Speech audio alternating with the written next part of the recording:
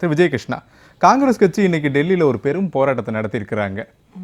ராகுல் காந்தி 3வது நாளா இன்றும் வீடியோக்களை வெளியிட்டு மத்திய கல்வி அமைச்சரையே நீங்க இன்னும் பதவியிலிருந்து நீக்கல, பிரதமர் என்ன பணி செய்யார் அப்படின்னு அடுக்கடுக்கான கேள்விகள்லாம் முன்வைக்கிறாங்க. அப்கோர்ஸ் இது மத்திய அரசுக்கு ஒரு பெரிய அழுத்தம் தான். ஆனா இது காங்கிரஸ் கட்சி கொண்டு வந்ததுதான் இந்த நீட் தேர்வே. அதோடைய தொடக்கத்தை தானே நாங்க தொடர்ந்துகிட்டு இருக்கோம். இன்னும் தவறுகள் இருக்குன்னா அதில் திருத்துறோன்னு சொல்லி இன்னைக்கு 2 ஜாயிண்ட் டைரக்டரை மாற்றி இருக்கிறாங்க. இது போன்ற நடவடிக்கை எல்லாம் மேற்கொள்ளப்படுது. இதற்கு மேலே என்ன நடவடிக்கை எடுக்கப்படணும்? காங்கிரஸ் கட்சி இந்த விவகாரத்தில் அரசியல் செய்கிறதா மாணவருடைய நலன் அப்படின்னு ஒரு கேள்வி. நான் ஃபர்ஸ்ட் உங்களுக்கு ஒரு தெளிவை கொடுத்துறேன். காங்கிரஸ் கட்சி நீட்டை எதிர்த்து எங்கேயும் திணிக்கல, சரிங்களா? காங்கிரஸ் கட்சி எங்கேயும் எந்த மாநிலத்திலையும் நீட்டு கம்பல்சரி எல்லா இடத்துலையும் நீட்டை ஃபாலோ பண்ணணும்னு திணிக்கவே இல்லை. ஃபர்ஸ்ட் ஆஃப் ஆல் காங்கிரஸ் கட்சி தான் நீட்டை எடுத்துட்டு எல்லா இடத்துலையும் திணிச்சதுன்னு சொல்றது ஒரு தவறான கருத்து, சரிங்களா? இன்னொன்னு, இந்த கவர்மெண்ட்டுக்கு, அதாவது இந்த கவர்மெண்ட் ஒரு விளக்கத்தை கொடுத்துட்டு நான் போயிடுறேன்.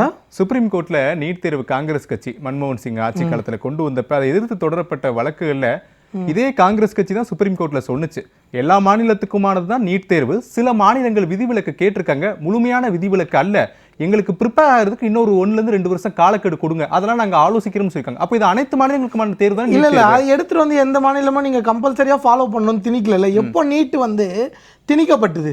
நீட் 2016 தானே திணிக்கப்பட்டது. 2016 யார் ஆட்சியில இருந்தா? 2016 தானே நீட்டு திணிக்கப்பட்டது. காங்கிரஸ் கட்சியா எங்க 2024 மேனிஃபெஸ்டோல நாங்க சொல்லியிருக்கோமே, நீட்டு விருப்பப்படாத மாநிலங்களுக்கு, விருப்பம் இல்லாத மாநிலங்களுக்கு மேல நீட்டு திணிக்கப்படாதுன்றத எங்க 2024 லோக்சபா மேனிஃபெஸ்டோவில் நாங்கள் ஸ்பெசிஃபை பண்ணியிருக்கோம். இன்னொன்று, இந்த கவர்மெண்ட்டில் கடந்த 10 வருஷத்துல பார்த்தீங்கன்னா கிட்டத்தட்ட ஒரு 148 எக்ஸாம்ஸில் பேப்பர் லீக் ஆயிருக்கு.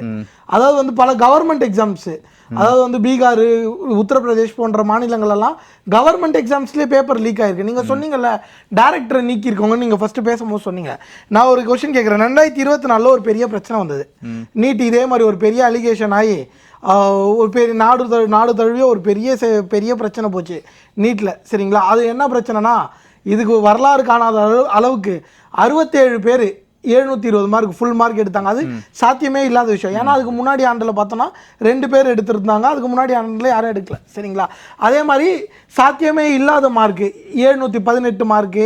ஏன்னா நீட்டோட பேட்டர்னே அப்படி வராது. நீ 718, 19ன்ற மார்க்ஸே அவைலபிளே கிடையாது. அதில் கிடையாது. அந்த மாதிரி வந்தது. அப்போ நடந்ததை இன்னைக்கு நீங்கள் ரீகால் பண்ணி பார்த்தீங்கன்னா, ஃபஸ்ட்டு எதுவுமே நடக்கலன்னு சொன்னாங்க. யூனியன் மினிஸ்டர், அதாவது தர்மேந்திர பிரதான் அவர் பொறுப்பே ஏற்றுக்கல, ஒன்றுமே நடக்கலன்னு சொன்னாங்க. இது நடந்தது. ஏன்னா அந்த 2024 இதே அரங்கத்தில் இதை பற்றி விவாதிச்சிருக்கோம், சரிங்களா? அதுக்கப்புறம் என்ன பண்ணாங்கன்னா, எல்லா எதிர்கட்சியிலேருந்து வந்த பிறகு மாணவர்கள்லாம் கொதித்து எழுந்த பிறகு என்ன பண்ணாங்கன்னா, அந்த என்டிஏ டைரக்டர், சரிங்களா, அந்த டைரக்டரை மட்டும் நாங்கள் ஒரு மேலே நடவடிக்கிறோன்ற ஒரு நடவடிக்கை எடுத்தாங்க. அன்றைக்குமே ஒன்றிய அமைச்சர் பொறுப்பேற்று பதவி விலகலை. அந்த டைரக்டர் அதுக்கப்புறம் என்ன ஆனார்? 2 வருஷம், 2024 2 வருஷம் என்ன ஆனார்? அந்த டைரக்டர் மேலே என்ன நடவடிக்கை எடுத்துருக்கீங்க நீங்கள்? அந்த டைரக்டர் அதுக்கப்புறம் மினிஸ்ட்ரி ஆஃப் இண்டஸ்ட்ரீஸ், சரிங்களா, மினிஸ்ட்ரி ஆஃப் இண்டஸ்ட்ரியில் அடிஷ்னல் செக்ரட்டரியாக இருக்கார். இன்னைக்கு அதே டைரக்டர் சத்தீஸ்கரோட சிஎம்முக்கு பிரின்சிபல் செக்ரட்டரியாக இருக்கார். இதான் நீங்கள் நடவடிக்கை எடுக்கிறதா? தொடர்ந்து இந்த நீட் நீங்கள் இந்த நீட்டை ஒரு டீப்பரான ஃப்ளா ஒன்று பார்க்க வேண்டியது இருக்குங்க சார். நான் இதை பதிவு பண்ணுறேன். ரெண்டு இஷ்யூ நீங்கள் பார்க்கணும், சரிங்களா? இன்றைக்கி இருக்கிற இந்த மொமெண்டஸ் இஷ்யூ, இன்னொன்று நீட்டோட பெரிய ஸ்ட்ரக்சரல் இஷ்யூ. இந்த நீட்டோட இந்த பேப்பர் லீக் நடந்திருக்கு. இந்த பேப்பர் லீக் நடந்து இதோட தோராயமாக பொதுவாக பெரிய டைம்ஸ் ஆஃப் இந்தியா இந்த மாதிரி ஊடகங்களில் சொல்கிறது எல்லாமே இது ஒரு 10 லட்சத்துக்கு விற்றுருக்காங்க, 25 லட்சத்துக்கு விற்றுருக்காங்க, அந்த மாதிரி ஒரு கருத்து வருது, சரிங்களா? அந்த மாதிரி இந்த ரேட்டுக்குலாம் போயிருக்கு அப்படின்ற விஷயத்த சொல்கிறாங்க, சரிங்களா? இந்த நீட்டோட ஸ்ட்ரக்சரல் இஷ்யூ நான் சொல்லிடுறேன். இன்றைக்கி அதாவது இந்த வெளிநாட்டிலலாம் சொல்லுவாங்க, யூஎஸ் போன்றலாம் ரொம்ப ப்ரெஸ்டீஜியஸான யூனிவர்சிட்டிஸில் ஃப்ரண்ட் டோர் என்ட்ரி நார்மலாக இந்த இது பண்ணி, அதாவது எக்ஸாம்ஸ் எழுதி வர்றது. இன்னொன்று பேக் டோர் என்ட்ரின்வாங்க, அதாவது டொனேஷன்ஸு இந்த மாதிரி கொடுத்துருவாங்க. இன்னொன்று இந்த இல்லீகலில் வருவாங்கல்ல, இல்லீகலாக வருது, இந்த சைட் டோர் என்ட்ரிஸ்ன்னுவாங்க. இன்றைக்கி இந்த சைடு, அதாவது ரொம்ப அஃபோர்டபுளாக இருக்கிறவங்க, இந்த 15 லட்சம் 20 லட்சம் காசு இல்லைன்னு சொல்கிறவங்க இந்த சைட் டோர் என்ட்ரியை இன்றைக்கி இந்தியாவில் இந்த நீட்டு மூலயமா ஒரு சைட் டோர் என்ட்ரியை சூஸ் பண்ணுறாங்க. இன்னொரு பக்கம் மாணவர்கள், அதாவது லட்சக்கணக்கில் செலவு பண்ணி கோச்சிங் சென்டரில் ஸ்பெண்ட் பண்ணி, அதுவும் இன்னைக்கு நீட்டோட இருக்கிற நிலமையில பார்த்தீங்கன்னா பல பேர் ஃபர்ஸ்ட் அட்டெம்ப்டில், நீங்கள் அதாவது ஃபர்ஸ்ட் அட்டெம்ப்டில் கிளியர் பண்ண முடியல, கிளியர் பண்ணாலும் போதியமான மார்க் வரதில்லை. ஏன்னா இன்னைய நிலைமைக்கு ஒரு 22.75 லட்சம் பேர் நீட் எக்ஸாம் எழுதுறாங்க. அதில் ஒரு 13 லட்சம் பேர் அந்த பேசிக் மார்க்ஸ் அந்த தேவையான குவாலிஃபைங் மார்க்ஸ் எடுப்பாங்க. ஆனால் இருக்கிறது எவ்வளோ 1,00,000 சீட்டு. இந்த கட் ஆஃப் மார்க்ஸ் அப்போ எவ்வளோ அதிகமாக தேவைப்படும் கவர்மெண்ட் காலேஜஸில் போகிறதுக்கு. இப்போ மேனேஜ்மெண்ட் கோட்டால வசதி இருக்கவங்க மேனேஜ்மெண்ட் கோட்டால போயிடுவாங்க. இன்னைக்கு ஒரு ஒரு ஆன் ஆவரேஜாக நீங்கள் வந்து ஒரு குறைஞ்சது ஒரு 2 லட்சத்துலேருந்து 5 லட்சம் செலவு பண்ணணும் நீட்டு நீங்கள், சரிங்களா? ஒரு கோச்சிங் சென்டர் போயிட்டு அந்த கோச்சிங் சென்டரில் பண்ணி அதுவும் டைம் 1 வருஷம் 2 வருஷம் டைம் நீங்கள் எடுத்து ப்ரிப்பேர் பண்ணி போகணும், சரிங்களா? அதில் ஒரு சில பேர் கவர்மெண்ட் காலேஜஸ் போவாங்க, வசதி இருக்கவங்க ப்ரைவேட் காலேஜஸ் போவாங்க. இது எதுவுமே இல்லாமல் நான் ஒரு கேள்வி கேட்குறேன், சரிங்களா? இந்த நீட்டு யாருக்கு மிகப்பெரிய ஆபத்தாக இருக்குன்னா, ஏதோ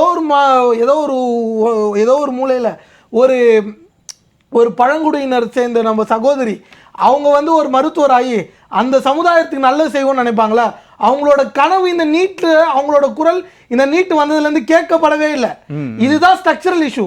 இது வந்து நீட்டோட ஒரு மிகப்பெரிய structural issue. 2012 Ghulam Nabi Azad, I think கரெக்ட்னு நினைக்கிறேன் சார், மத்திய சுகாதாரத்துறை அமைச்சராக இருந்தாரு. பார்லிமெண்ட்ல பேசுறாங்க, ஏன் நீட் தேர்வு கொண்டு வரப்படுகிறது அப்படின்னு எதிர்க்கட்சிகள் கேள்வி எழுப்பும்போது ஆளும் கட்சியா இருக்கக்கூடிய காங்கிரஸ் கட்சி டொனேஷன் வாங்குறாங்க எல்லா கல்லூரிகள்லையும், இது அடிமட்ட மாணவர்களுடைய நீட் அந்த மருத்துவ கல்வி கனவையே பறிக்குது அப்படின்னாங்க. அதற்காக கொண்டு வரப்படுகிறது நீட். இப்ப அதே நீட் தேர்வு எங்க இருக்கக்கூடிய ஒரு கடைசி மாணவருடைய பாதிப்பை ஏற்படுத்து காங்கிரஸ் கட்சி கொண்டு வரும்போது ஒரு பதிலா இருந்துச்சு, இப்போது 10 வருடங்கள் கழித்து மற்றொரு பதிலா இருக்குது. இல்ல நான் முன்னாடியே ரொம்ப தெளிவா சொல்லிட்டேன், சரிங்களா? காங்கிரஸ் கட்சி எடுத்துட்டு வந்து திணிக்கல. இன்னொன்னு காங்கிரஸ் கட்சி எந்த இடத்துலயுமே காங்கிரஸ் கட்சி திணிச்சது, மத்திய அரசு திணிச்சது நான் சொல்லல. காங்கிரஸ் கட்சி கொண்டு வந்தப்ப இந்த வாதத்தை தான் முன்வைத்தாங்க அதே நாடாளுமன்றத்துல. இப்ப அது அப்படியே மாறுது அப்படின்றத கேள்வி. மாறுதுன்னு இல்ல, நீங்க ஃபர்ஸ்ட் ஆஃப் ஆல் ஒரு ஐடியாவை எடுத்துட்டு வருது, ஒரு சிஸ்டம் சொல்றதுன்றது வேற, அதை திணிக்கிறதுன்றது வேற. ஏன்னா கோர்ட்ல போயிட்டு இது தேவையில்லைன்னு வந்துருச்சு. அதுக்கப்புறமேட்டு வந்த கவர்மெண்ட், எந்த கவர்மெண்ட்? நீங்க தானே அது நீட்டு வேணும்னு பிடிச்சிருக்கிறது யாரு?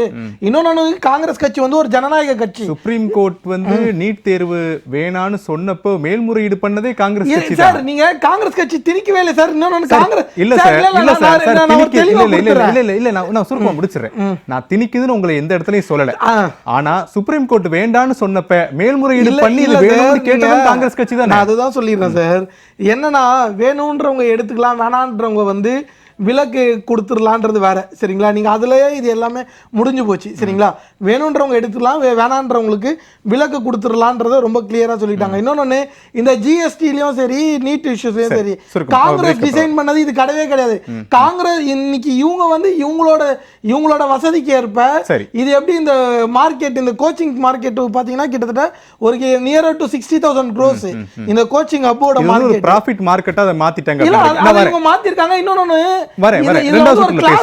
கிரியேட் பண்ணிட்டே வராங்க. இந்த நீட்ல வந்து இந்த ஒன்றிய அரசாங்கம் வந்து தொடர்ந்து வந்து ஒரு கிளாஸ் டிவிஷனை கிரியேட் பண்ணிட்டே வந்து. சரி, ஓகே. நான் உங்க 2 பேர் விஜய் கிருஷ்ணா போயிட்டு இருந்தேன். விஜய் கிருஷ்ணா, இப்போ பாஸ்கரன் கிருஷ்ணமூர்த்தி சார் சொல்லும்போது காங்கிரஸ் கட்சி நீட் தேர்வு வேண்டும் அப்படின்ற கொள்கையில ரொம்ப ஆழமா இருந்தாங்க. அதனுடைய வெளிப்பாடும் தான் நீட் தேர்வு இந்தியா முழுவதும் அமல்படுத்துவதற்கான ஒரு காரணமா எடுத்துக்கலாம் அப்படின்றாங்க. இல்ல, காங்கிரஸ் கட்சி அந்த மாதிரி இருந்ததுக்கு எந்த ஆதாரமும் கிடையாது. அது முற்றிலும் போய், சரிங்களா? அது முற்றிலுமா நான் மறுக்கிறேன், சரிங்களா?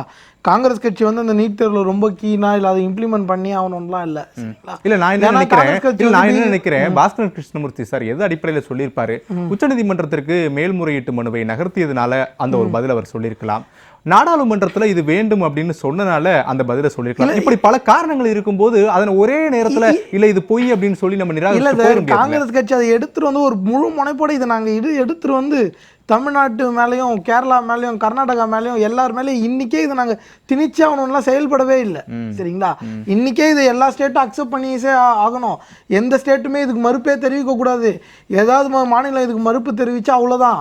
அவங்கள வந்து அவங்க வழக்கமாக ஒரு இது ஆன்டி இண்டியன்னு சொல்லுவாங்க பிஜேபியில், அந்த மாதிரி சொல்லிடுவோம் ஏதாவது சொல்லியிருக்காங்க. இது நீங்க சொல்றது எப்படி இருக்குன்னா, இந்த ரோட்ல நான் வண்டியை ஓட்டணும்னு நினைச்சு நான் ஓட்டல, ஆனா நடந்து போச்சுங்க, நான் என்னங்க பண்றது அப்படின்ற மாதிரி. இல்ல, நான் சிம்பிளா சொல்லிடுறேன்ல.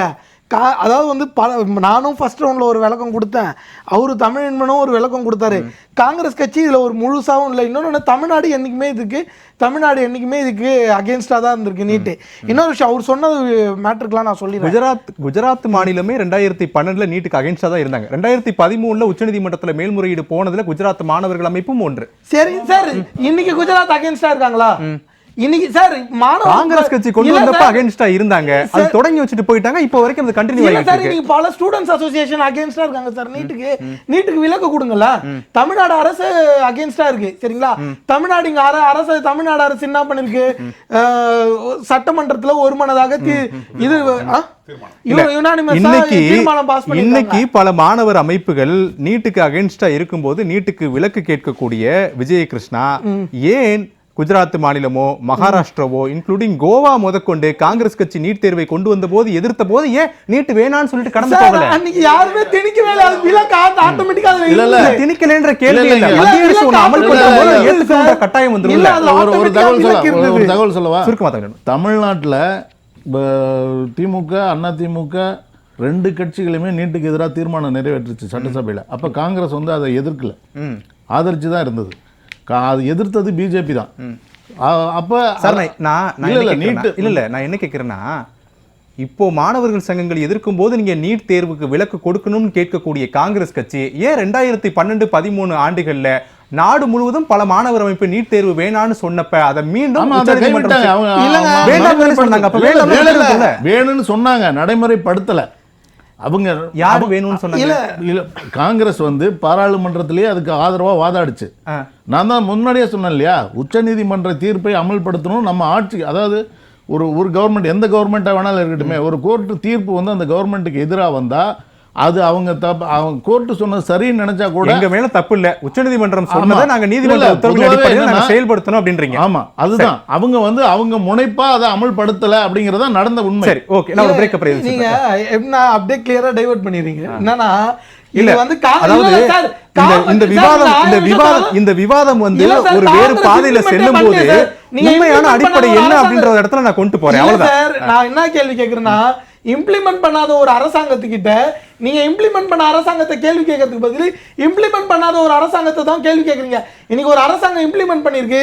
இன்னொன்னு அவர் சொன்னார்ல, நான் என்ன கேட்கிறேன், 2024 சுருக்கமா சொல்லிடுறேன், 2024 வந்து இதே மாதிரி ஒரு அக்யூசேஷன் வந்தது, பேப்பர் லீக் வந்தது, இந்தியா ஃபுல்லா பிரச்சனை ஆயிடுச்சு. ராதாகிருஷ்ணன் கமிட்டி வச்சாங்களே, அந்த கமிட்டி ரெக்கமெண்டேஷன் இம்ப்ளிமெண்ட் பண்ணீங்களா? அதுக்கப்புறம் நான் இதுக்கு முன்னாடி சொன்னல, அதோட டைரக்டர் மீது என்ன நடவடிக்கை எடுத்தீங்க? தர்மேந்திர பிரதான் வந்து இது அமைச்சர் பதவியிலேருந்து விலகினாரா? இதே தர்மேந்திர பிரதான் தான் தமிழ்நாட்டு மக்களை பார்த்து காட்டு மிராணிகள்னு பார்லிமெண்ட்லேயே சொன்னாரு. சரிங்களா? இவ்வளோ பிரச்சனை இருக்கு. நீங்க இது எதுவுமே இன்னொன்று உச்சபட்சமான விஷயம் என்னன்னா, இது சமூக நீதினு வேற சொன்னாரு பாருங்க நம்ம பாஸ்கரன் கிருஷ்ணமூர்த்தி சார். நான் ஏகே ராஜன் கமிட்டி சொன்ன ரிப்போர்ட் இருக்கு, பல இண்டிபெண்டன்ட் ஸ்காலர்ஸ் பண்ணிருக்காங்க. இது எல்லா இடத்துலயுமே கிராமப்புற மாணவர்களுக்கும் எதிராக தான் இருக்கு. சரி, ஓகே. ஜெயகிருஷ்ணா, காங்கிரஸ் கட்சி எதிர்க்கட்சி ஏதோ ஒரு நிலைப்பாட்டை எடுக்க வேண்டும், அதற்காக நீட் தேர்வு வேண்டாம் என்ற நிலைப்பாட்டை எடுத்திருக்கிறார்கள். சுருக்கமா, அதாவது வந்து நீட் தேர்வு வந்து நீங்கள் பல விஷயங்கள் நான் சொல்லிட்டேன் சரிங்களா. கண்டினியூஸாக எக்ஸாம்ஸ் லீக் ஆகிட்டே இருக்குது, எக்ஸாம் பேப்பர்ஸ் லீக் ஆகிட்டே இருக்குது. இன்னொன்று இவர் சொன்னார்ல, நேர்மை நியாயம், இந்த அரசாங்கம் எந்த விதத்துலையுமே பொறுப்பேற்கல. நான் அதை தான் சொன்னேன். ராதாகிருஷ்ணன் கமிட்டி வந்து ரெக்கமெண்டேஷன்ஸ் கொடுக்குறாங்க. இந்த அரசாங்கம் என்ன நீங்கள் பண்ணீங்க? என்டிஏ மீது நீங்கள் என்ன நடவடிக்கை எடுத்திருக்கீங்க? தர்மேந்திர பிரதான் என்ன பொறுப்பு ஏற்றிருக்காரு? ஒன்றுமே பண்ணல. அவங்க கொடுத்த ரெக்கமெண்டேஷன் எத்தனை கம்ப்ளீட்டாக இக்னோர் பண்ணியிருக்கீங்க. என்டிஏ எப்படி செயல்படுதுன்னா, கோஆர்டினேட்டர் ஆஃப் கான்ட்ராக்டர்ஸாக தான் செயல்படுது. நீங்க மாணவர்கள் மீது இவ்வளவு நெருக்கடி பண்றீங்களா?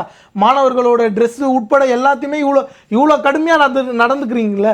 நீங்க ஏன் இந்த வீக் லிங்க்ஸ் இருக்குல்ல, நீங்க லாஜிஸ்டிக்ஸ்ல இருக்கிறதா இருக்கட்டும் சரி, மற்ற வீக் லிங்க்ஸ் இருக்குல்ல, ஏன் இந்த வீக் லிங்க்ஸை நீங்க அட்ரஸ் பண்ணல? சார், இதுக்கு பின்னாடி ஒரு மாஃபியா இருக்குன்ற சந்தேகத்தை எல்லாருமே முன்வைக்கிறாங்க. 2024 நடந்திருக்கு சரிங்களா, இன்னைக்கு நடந்திருக்கு. இதுக்கு பின்னாடி ஒரு மாஃபியா இருக்கு. அப்போ இந்த ஒன்றிய அரசாங்கம் ஒரு நடவடிக்கையும் எடுக்காம அன்னைக்கு இருந்த டைரக்டரை நீங்க சத்தீஸ்கரோட பிரின்சிபல் செக்ரட்டரி ஆகுறீங்க. நீங்க இங்க எந்த பொறுப்பையுமே எடுத்திருக்கல. தொடர்ந்து எல்லா தேர்வுகளுக்குமே பேப்பர் லீக் ஆகுது. மாணவர் அமைப்புகள் நீட்டு வேணாம்னு சொல்றாங்க. நீங்க பல பல பல மாநிலத்துல மாணவர் அமைப்புகள் நீட்டு வேணாம், இது மாணவர்களோட கிரியேட்டிவிட்டி, அவங்களோட அந்த இளம் வயதே கொன்னுது இன்னைக்கு சரிங்களா. இப்பேற்பட்ட நீட்டை வந்து நீங்க ஏன் ஒரு எக்ஸாம்பிள் கேக்குறேன், இந்த நீட்டுக்கு அகைன்ஸ்டா நீங்க ஒரு நீட்டோட வியாபார மையத்துக்குள்ள ஒரு ஆள் ஆகிருச்சு அப்படின்றது அரசும் மத்திய அரசும் இந்த வியாபாரத்துக்குள்ள ஒரு ஆளா இருக்கிறாங்க. அந்த சந்தேகத்தை பல பேர் உள்ள வைக்கிறாங்க. இந்த மாஃபியா என்ன நடக்குது, இந்த மாஃபியாவுக்கு எதிரான நடவடிக்கை ஏன் எடுக்கலன்ற பல கட்சிகள் பல பேர் இதை முன்வைக்கிறாங்க. இந்த சந்தேகம்